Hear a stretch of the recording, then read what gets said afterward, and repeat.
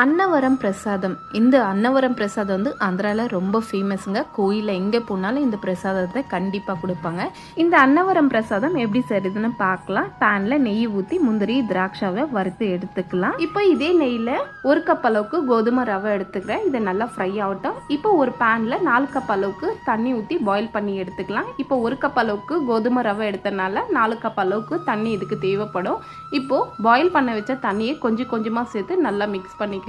இப்போ இது கூட வந்து நான் வந்து ஃபுட் கலர் சேர்த்துக்கிறேன். ஃபுட் கலர் வந்து கம்ப்ளீட்டாக ஆப்ஷனல் தாங்க. இந்த கோதுமை ரவை வெந்த உடனே இப்போ 1.5 கப் அளவுக்கு வெல்லம் சேர்த்துக்கிறேன். நீங்கள் வெல்லத்துக்கு பதிலாக சுகர் கூட சேர்த்துக்கலாம். சேர்த்துட்டு நல்லா மிக்ஸ் பண்ணி விட்டுக்கலாம். லாஸ்ட்டில் கொஞ்சமாக ஏலக்காய் பொடி சேர்த்துக்கிறேன். கொஞ்சமாக பச்சை கருப்பூரம் சேர்த்துக்கிறேன். பச்சை கருப்பூரம் வேணான்றவங்க ஸ்கிப் பண்ணிடுங்க.